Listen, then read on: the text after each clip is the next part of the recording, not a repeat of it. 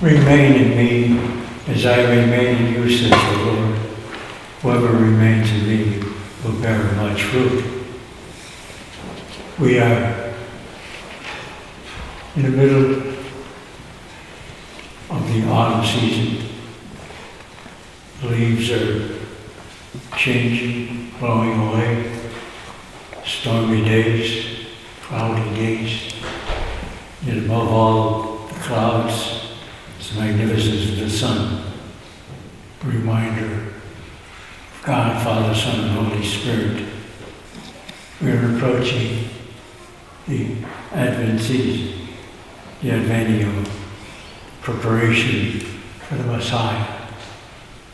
The past 5,000 years, we have fought with the great God, loved the great God, tried to figure a way in which we could eliminate the great God.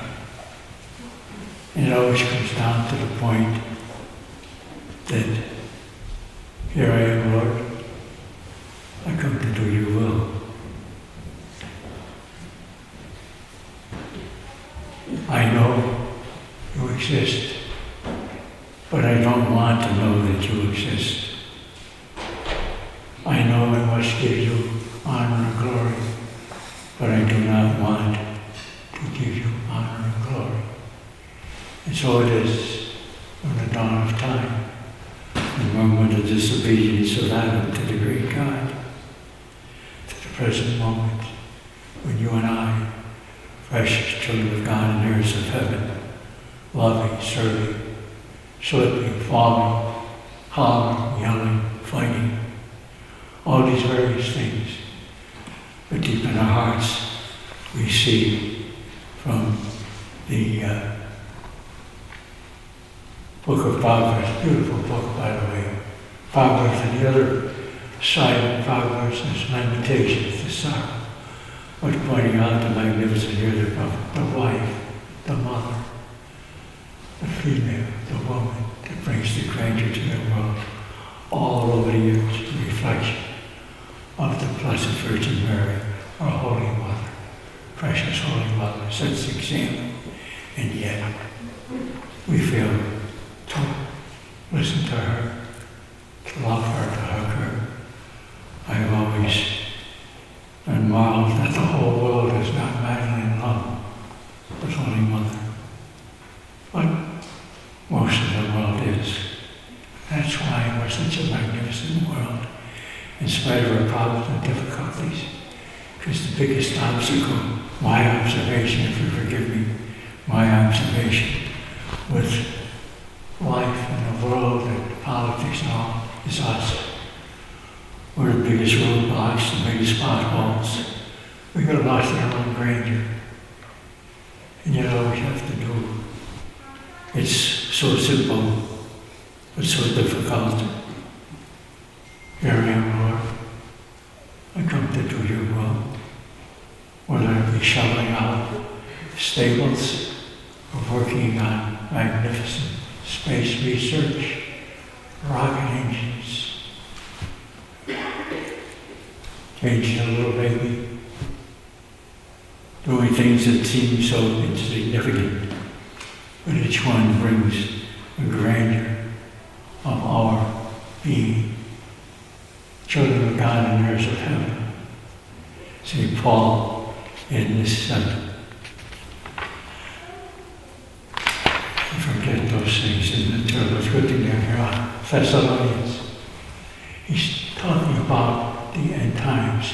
He's talking about as we're approaching the end of the church, the liturgical year. The church, you notice the scriptures are filled with eschatological teachings. I always loved that word, a little kid. Eschatological teachings. Life, judgment, heaven, and hell. Of being, of how that being is lived, and the destination of that being, the arms of Abraham, or it's within our prerogative, within our choice, that we love him and serve him. Because each one of us is important. We forget that. We forget the grandeur of the individual. We're told that we're a mass of everything. We're a mass of everything when you look at the mystical body of Christ. Because all throughout the whole world, people believe in a holy faith, one God and three divine persons. We are special people, magnificent people, because we're accountable and responsible. We do bad things, we do good things, but always have accountability, responsibility, that it is I who am at fault, not my neighbor. So we continue on. You are gathered here today. Nobody forced you to come today, but you believe that in that tabernacle, that little tent, that little metal box, is a second person of the Trinity. Can you imagine that? Can you imagine that? Jesus Christ, the second person of the Blessed Trinity, is in that tabernacle.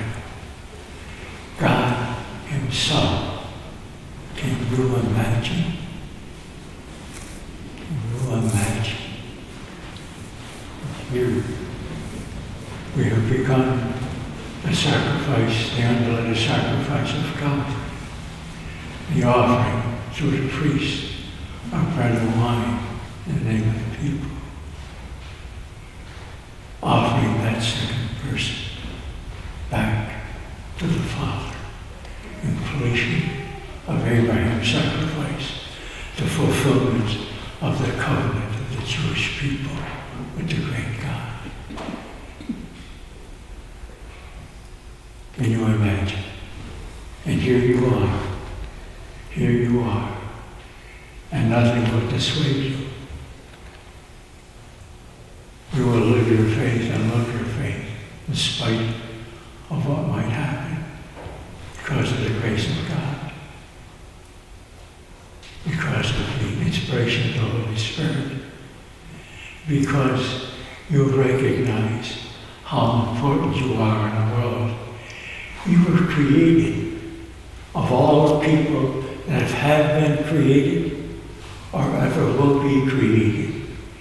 You are created for this particular moment in history because everything depends upon you. This unbelievable will of God, when there was only God. He knew there would be difficulty at this particular moment in history.